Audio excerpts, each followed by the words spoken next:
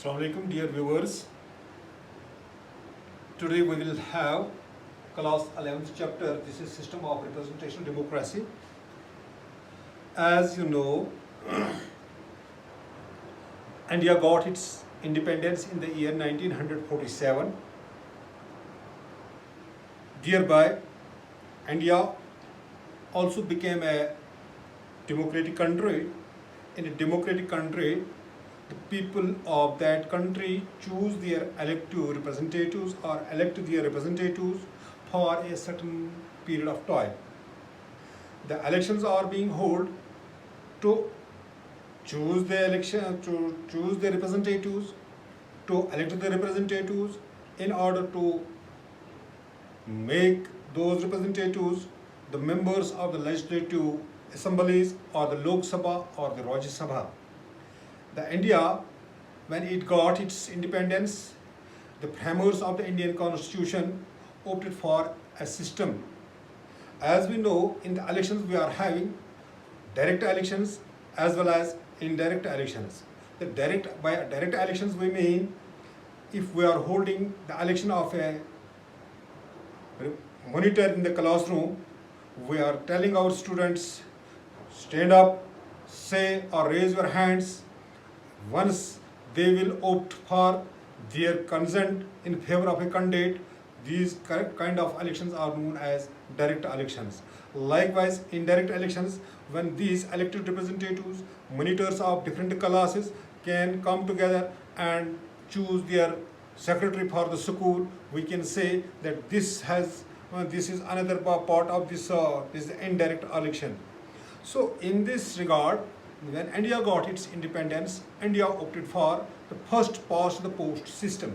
The first past the post system, under which the whole country is divided into small territorial constituencies and every representative represent a constituency.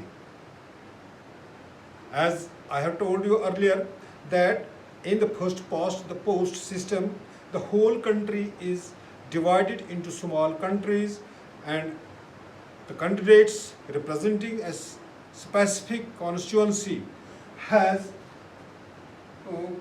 constituency or a specific territory or becoming the representative of that very territory. Under this provision of first past the post system, the electing candidate who will get the maximum number of votes is declared as winner. Likewise, in this system, in the first past system, the candidate who is in the fray, the candidates who are in the fray, the candidates who are contesting the elections, it is not necessary for them to have the majority of votes. But this system has been seen in the UK and we have borrowed this system from the British Kingdom. Likewise, in Indian Lok Sabha, in Indian state legislatures, in Indian state legislative assemblies, this type of election is being held. Under this, why India opted for this system, this first past the post system? Because it is simple in nature. It does not involve any kind of difficulty in casting of votes or in the counting of the votes. Likewise, the majority of the Indian people at that time were illiterate. They were not in know how to choose the parties as such, to come directly in contact with the representatives, to come directly in contact with the contesting candidates. The framers of the Indian Constitution opted for the first past the post system. Likewise, it is suitable for the parliamentary type of government, because also it can be used, it can be practiced in the big countries, as India is a territory, its population, it is larger country of the world, so it opted for this type of elections. Likewise, it is multiple state, because India is the country in which we are seeing different kinds of people are living here, different kinds of religions are existing here, different languages are, different cultures and different religions are in India. So it was necessary for India to opt for such type of elections in the India, which can provide fruitful for the representation, which can provide fruitful for the nourishment of the democracy.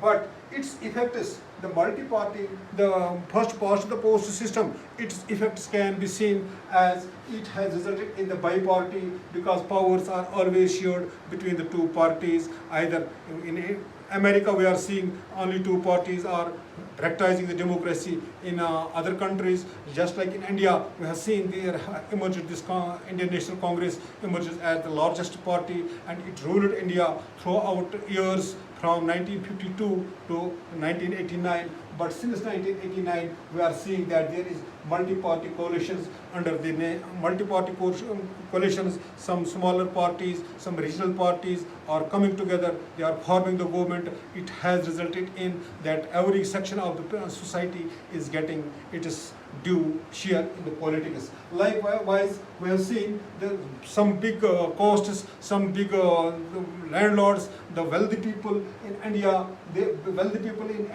or the cost groups in India, they were having only one party. As such, it was necessary to provide them a stage, to provide them such an elections where the people can cast their vote, where the value of the vote will be counted for everybody. The framers of the Indian Constitution stressed upon that there should be free and just representative for the social groups also. As such, there have been made several kinds of reservations in the Lok Sabha, in the Rajya Sabha, in the state legislative assemblies, in order to provide more and more space for those social scheduled castes and scheduled tribe people to have their representation within the Indian Parliament. Likewise, Indian constitution makers have stressed upon free and fair elections. For free and fair elections, Indian constitution enables all the people under universal adult franchise. All those persons who are attaining the age of 18 years or more are eligible for casting their vote without any discrimination. Likewise, contesting, it has provided, Indian constitution has also provided all the people of India, to the citizens of India, after attaining a certain age, we can contest elections. We can contest elections in the Lok Sabha, in the Rajya Sabha, in the local bodies also, without any discrimination, without the discrimination of caste, creed, color, language, sex, religion, or any other. None of the persons are discriminated on any kind of discrimination. Likewise, in India, there is an independent constitutional body which holds the elections. That is Election Commission of India. The Election Commission of India exercises its powers to hold elections. It goes for moral code of conduct during the elections. All the political parties are banned neither to grant anything nor to promise such things which are beyond their limits. As such, the people of India, they are keeping an eye on every political party, on every contesting candidate, that he is not doing something illegal, and all those persons who are with illegal backgrounds, or those persons who are convicted, they are not being allowed to come in the fray. As such, we can say that this first past the post system is most suitable for Indian democracy, and India has opted for this. So this is the first past the post system. In next video, we shall discuss, inshallah, system of representational democracy or PR system of elections. Thank you. Have a nice day.